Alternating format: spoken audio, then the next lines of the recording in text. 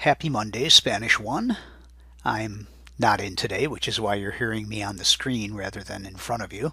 But that doesn't mean you get rid of me, because here I am right up on the flat square. Ironically, we're starting a unit on health and body parts. Yeah, that's ironic because I'm not there this week because of health and body parts. Finally got that surgery on my knee I needed, so I'm just recuperating for a couple of days. But that doesn't mean I'm going to let you hang on your own and teach yourself the words. So today I'm going to jump right in. And if we're going to talk about health, if we're going to talk about things like hospitals and medicine and how if I drop you in the middle of Spain, how you're going to find any help for anything you break or get sick with, well, first thing we need are the body parts. And of course, I want to push you toward writing a little bit more. So I'm going to check on how well your spelling skills are coming along. Now, a couple of you are new to the class, so don't panic. I will go over some of the basic rules here. The most important things are the vowels. Once you master the Spanish vowels, then you can pretty much spell 80% of the words that you hear.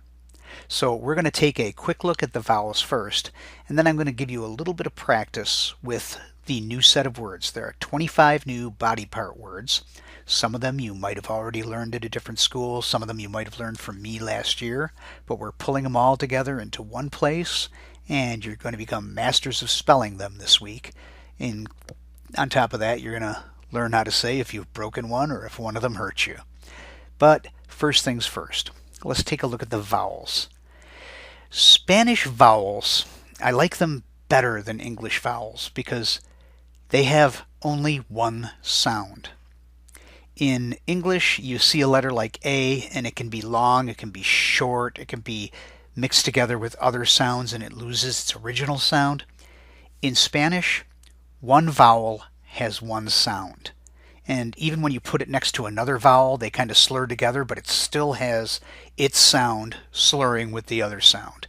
So let's take a look at, let's review the vowels first, just so you have them in your head before I have you start spelling. Vowels, A, E, I, O, U, and occasionally Y. The letter A in Spanish always has the sound ah, like you're at the doctor's office and he's depressing your tongue with one of those popsicle stick-shaped things. Ah, ah like in taco. It never changes from that sound. Anytime you see the letter A, you have to pronounce ah.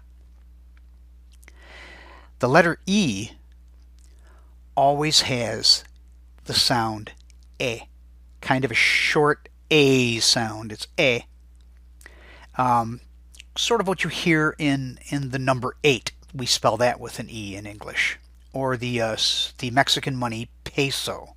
Peso is a pretty good one to remember because most of us have heard of it and it's right there. It's just the letter E. It's giving you the peso sound.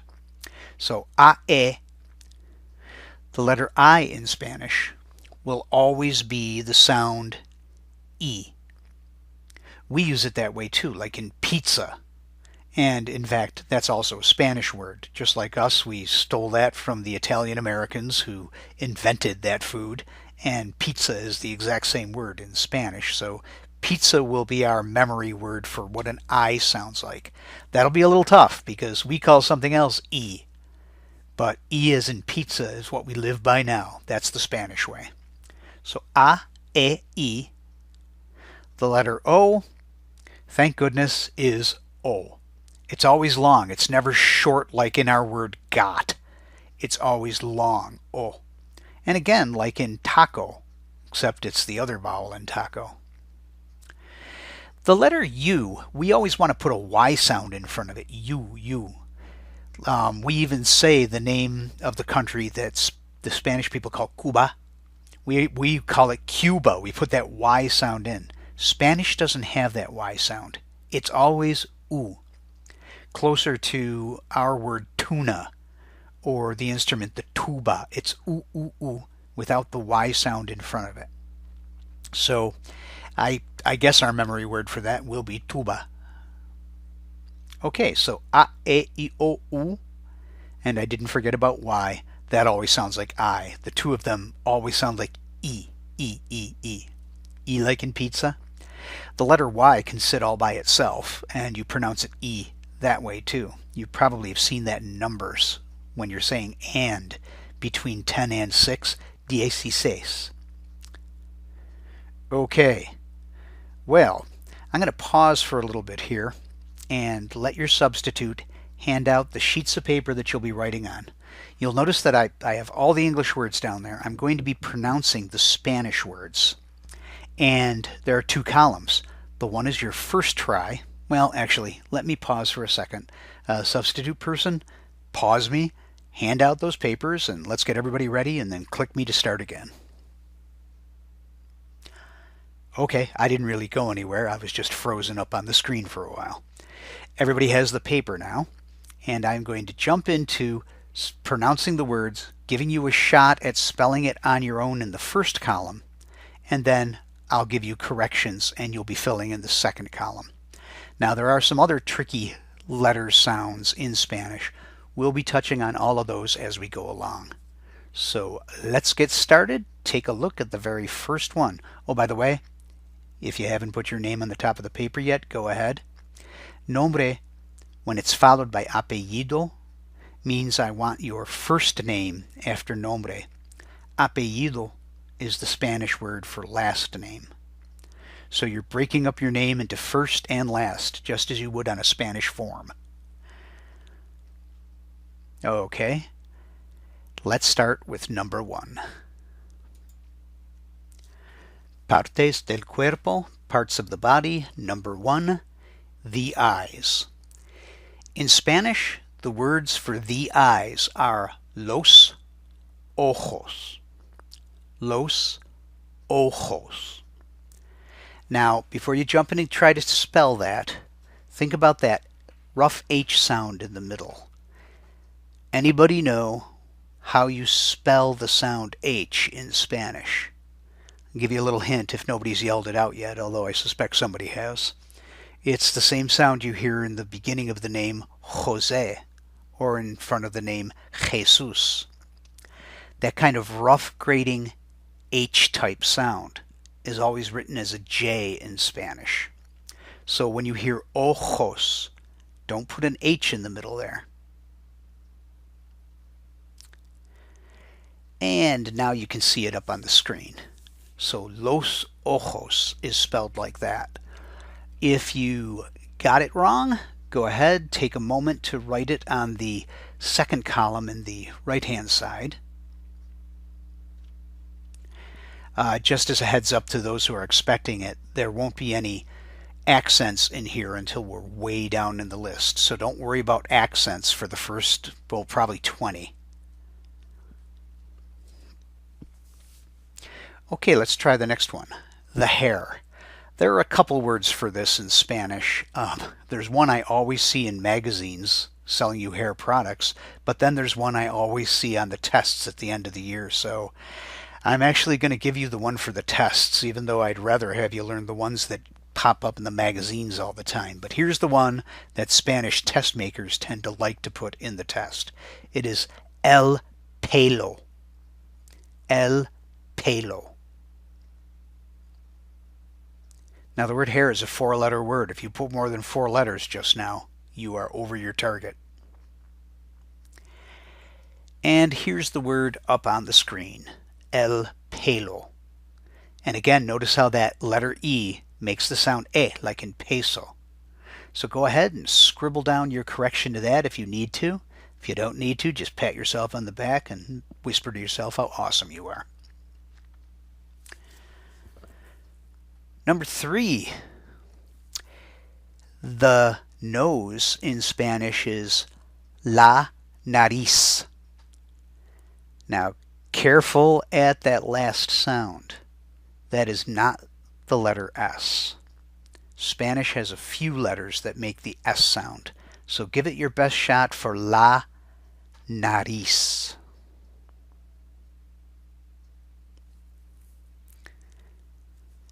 And take a look. There it is on the screen. That's what they were trying to trick you with. The Z at the end is what makes the S sound. It's one of a handful of letters in Spanish that can be a pain every once in a while. You'll see it a few more times on this list. Tell you the truth, English has a lot more painful letters than Spanish does. I mean, you can get enough of English quickly, and if you don't believe me, just spell the word enough and ask yourself, how did they ever come up with that as the spelling for enough? Oh, but let's move on. No more picking on English. Let's jump to number 4, the mouth. Anybody know what it is before I say it? Yes, very good. Whoever I'm pretending just yelled it out. La boca. La boca. Give that a shot, and as you're writing it, keep in mind that Spanish does not use the letter K. It will if it borrows a word from English that already has a K in it, but it doesn't have any of its normal words that pop up with a K in it, so that boca is not a K in there. And there's the spelling up on the screen. La boca. Give yourself a correction if you need it. The next one is the first one with 2 vowels stuck next to each other, so you have to listen for each of them.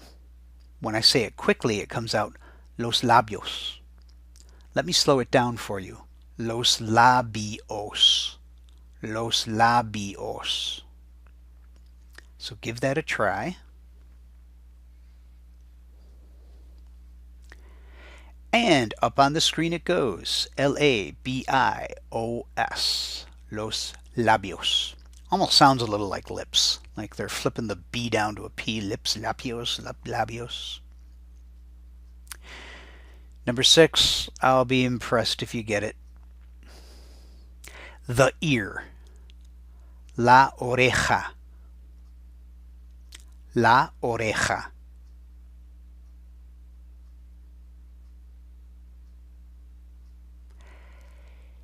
And here it is up on the screen. So it's got that letter E that might have tricked you. Oreja. But it also had the rough H sound, which is really a J, buried right in the last syllable there. La oreja. Whenever I look at that, it looks like Oreo to me. So if you need that as a memory device, then shove some Oreo cookies in your ears and you'll remember forever. Next one, you probably don't need a memory device because it reminds you of something in English. The teeth. Now I'm going to make this one plural, just like I made lips and eyes plural. The teeth are los dientes. Now if I were speaking at normal speed, I'd say los dientes, and you'd lose the double vowel there, but slowing it down, los dientes, dientes.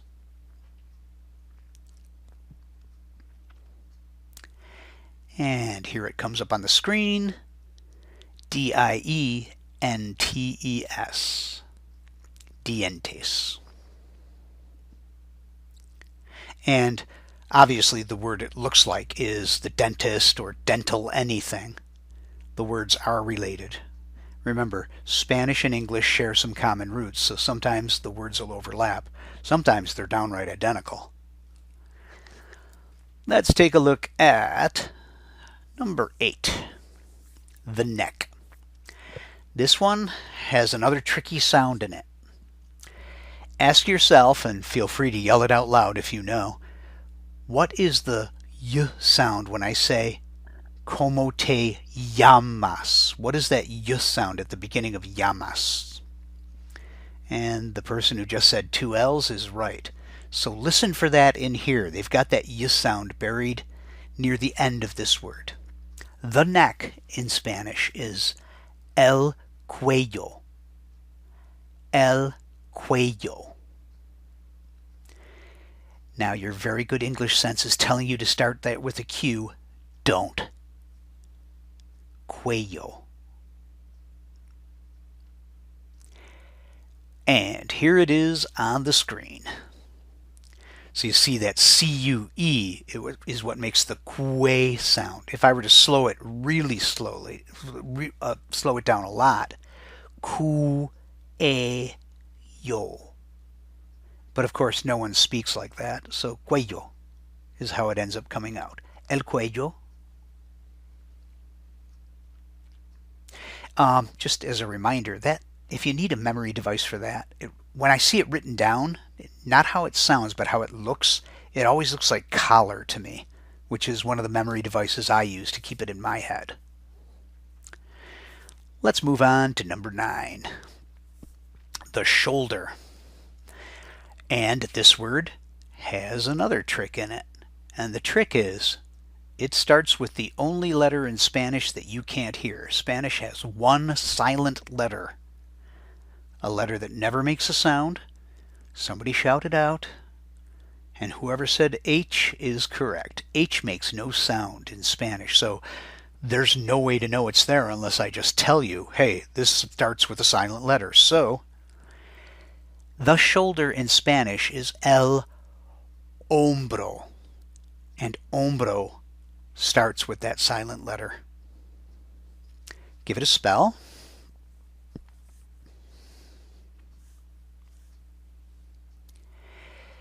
And here it is up on the screen, and you can see hombro. Once you know about that H, it actually gets a little easier to do.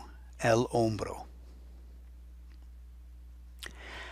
Moving on to number 10. The arm in English, and it's going to pull a trick on us that it pulled earlier, because the words for the arm are el brazo, and that S sound again is not an S. El brazo. El brazo.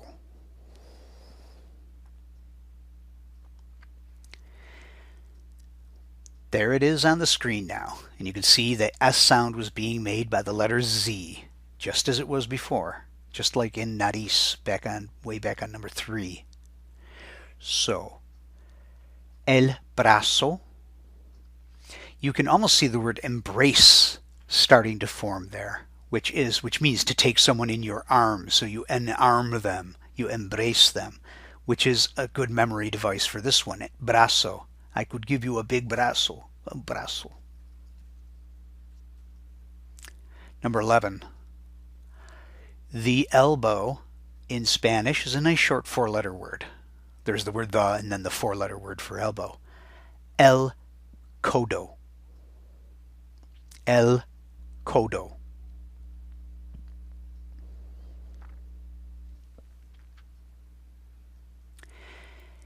And there it is written down.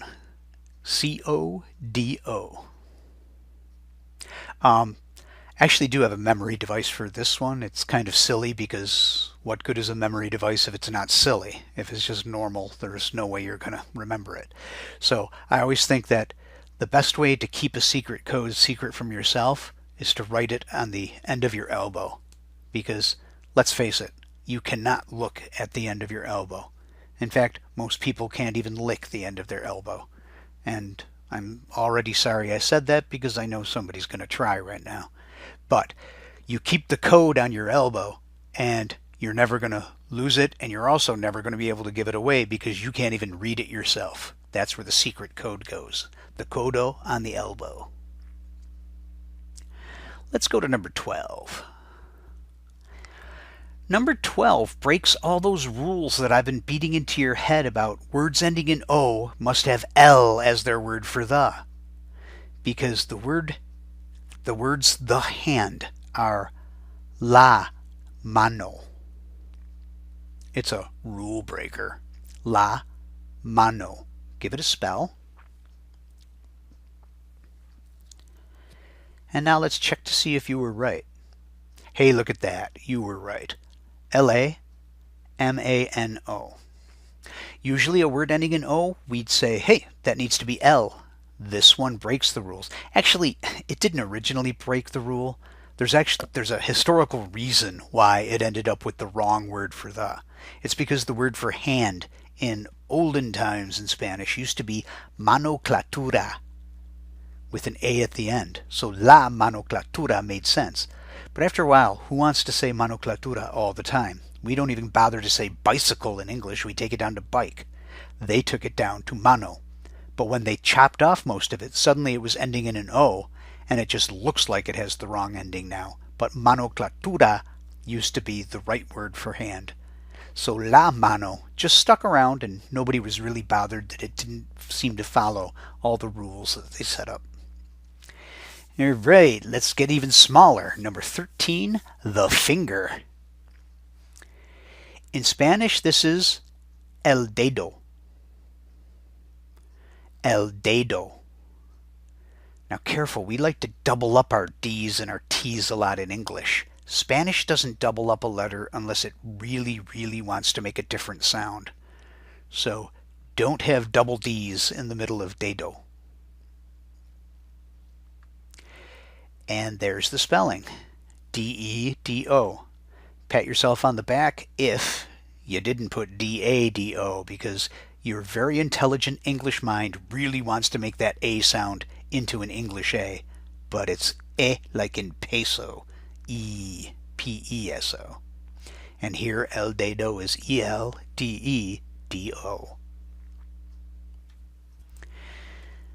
Number 14, the leg. Might be a little tough to spell. Just warning you about that in advance. Not because it's long, but just because it slurs its sounds together.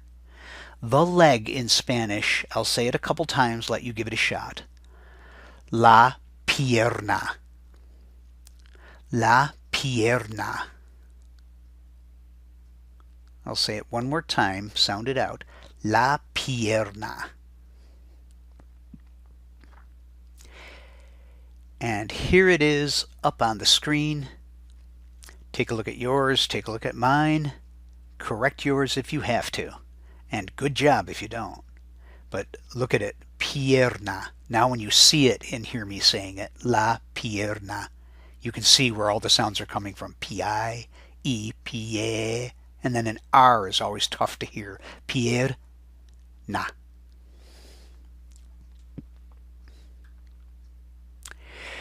Now we have the knee. I hate my knee, but I'm still going to teach you the word for it, even though I'm bitter about knees this week. The knee in Spanish is la rodilla. La rodilla. You're hearing that Y sound again, but remember what I said back up on number 8 about Y sounds. They could be a Y in Spanish, but I'm warning you, in this one, it's not. La rodilla.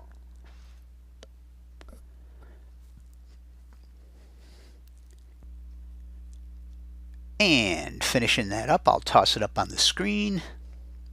There you go. Rodilla. R-O-D-I-L-L-A.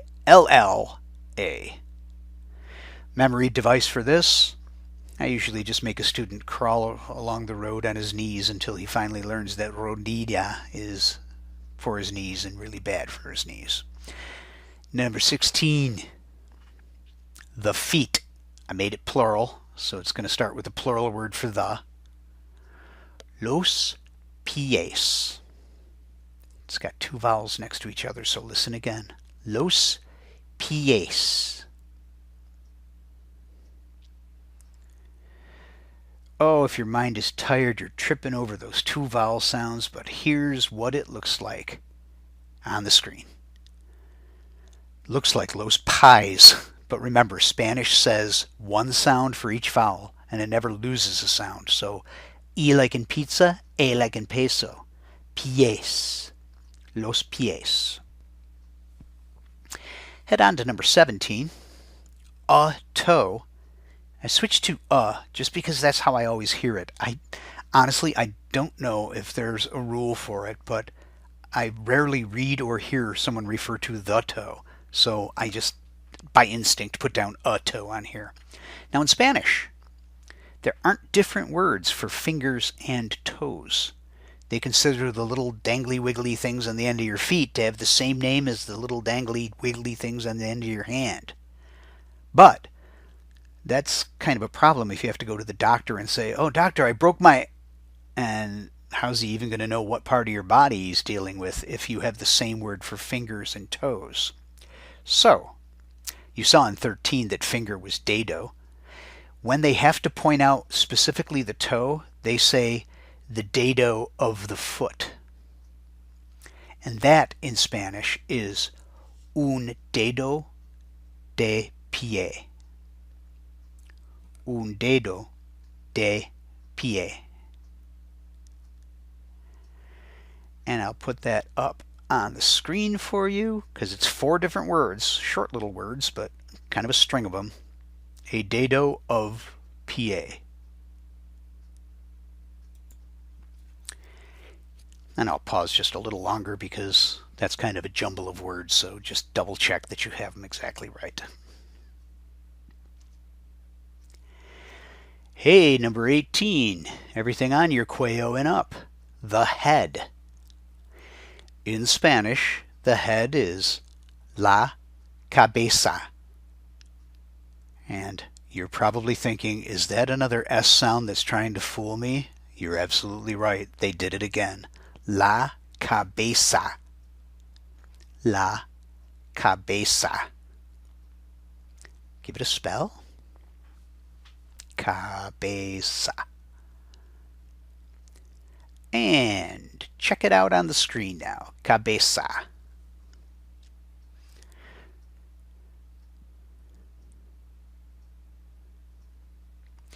Number 16. Fun word. The cheek. In Spanish, it is la mejilla. And I'm going to entertain myself by not talking about it. I'm just going to say it 2 or 3 more times and see if you can get the spelling right. Personally, I think it's the hardest one to spell on the list. La mejilla. La mejilla. Okay, I'm ready to show it on the screen. La mejilla. And there it is. Check yours. I'll be super impressed if everybody got it. Mejilla has that rough H sound, so there's that J, M-E-J, and then the double L sound that sounds like a Y, mejilla. And it just sounds cute. It sounds like you're going hee hee hee and your cheeks are moving when you say it. La mejilla. So another one of my favorites. Number 20, the back. Probably a very important one to learn because, let's face it, if I send you off to Spain and you break anything, or you get a pain anywhere, it's going to be head, stomach, arms, legs, or back. I mean, those seem to be the things that we'll have to tell a doctor about. So put this right up there for your trip to Spain, the back. And in Spanish, that is la espalda. La espalda. I'm pausing so you can write it down. La espalda. And up on the screen, there it is. E-S-P-A-L-D-A, espalda. I'm sure there's some sort of memory device we could do with this in the name of a Spalding basketball, but I've never really been able to come up with one. So I just ended up just digging in.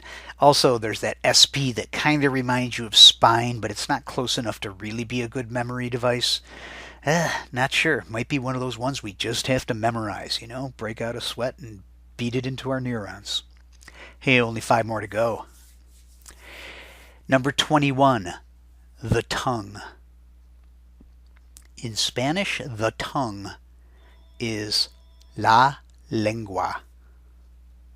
La lengua.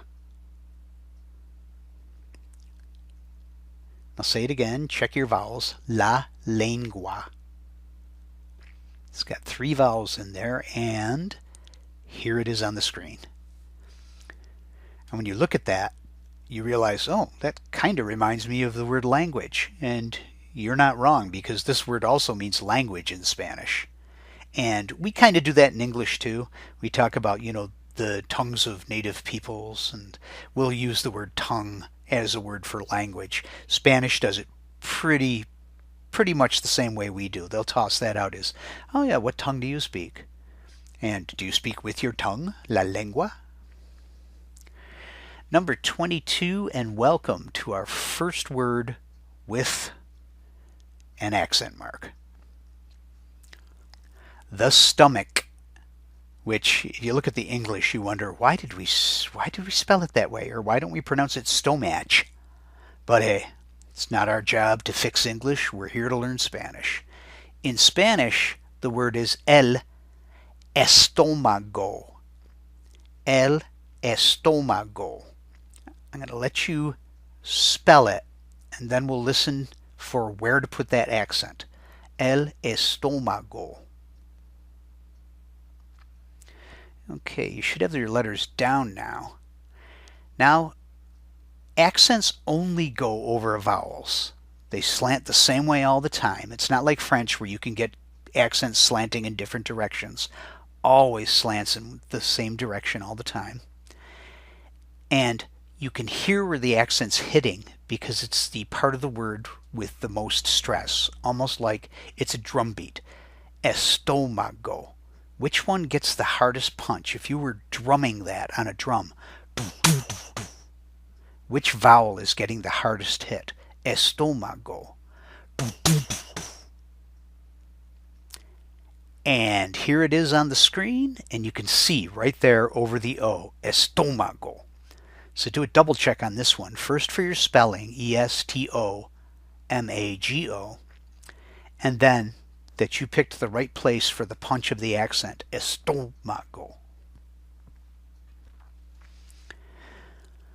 Coming down to the line here, and then I'm pretty much going to let you have free time at the end because, hey, it doesn't hurt me. I'm at home in a chair unable to walk, so I can't even chase you if you're having free time.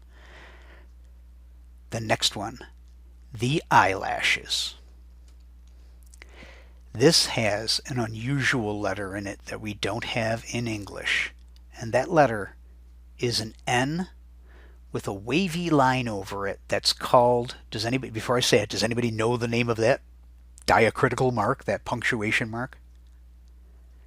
It's called the tilde.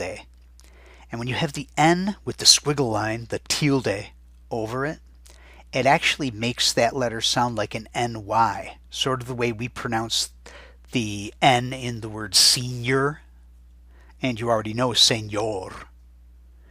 So it's got that sound in it. Listen for it. Las pestañas. Las pestañas. Give that a spell. I'll say it one more time. Las pestañas.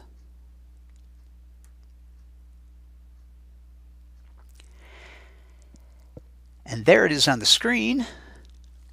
And you can see that, that mark makes a word look Spanishy. I don't think I know any other languages that have that particular mark over N's. Pestañas. I've seen it in other languages over vowels, but never over an N. Okay, what would a list of body parts be without your butt? I had told you before that la cola is one of the words for butt, and that's the one that, like in little kids' books, mom and dad will be talking about, well, sit down on your cola. This is a different word. This is more Mexican. See if you can spell it.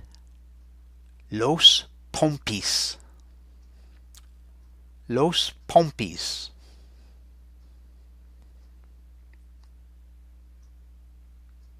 Say it one more time. Los pompis. And no accents. Don't worry about that. Let's check the spelling. There we go. Los pompis is yet another word for butt. Your education is filling out here. The last one, getting all Tarzan on you. Gotta pound our chests. The chest. In Spanish, give it your best shot. El pecho. El pecho. And let's call it up. And there it is. And by now, I think I've beaten it into your head that that letter E is always what makes the A sound. E like in peso. I like in pizza. P-E-C-H-O is the only way you can spell this. There's no letter A in it. Hey, relax, stretch a little. I'd like you to hand these papers in. Oh, actually, no. Taking that back. I'd like you to put them into your folder because the exercises that I'm going to do tomorrow, you're going to want to access this sheet and take a look at it. and probably won't be making you any more extensive videos for the week, but I didn't want to launch you into a new unit without you hearing me walk you through some of the basics. Okay, so you will hear my voice again at some point this week, and keep me in your thoughts. It's really painful over here. You guys have a great night, behave yourselves, and relax quietly for the rest of class. Take it easy.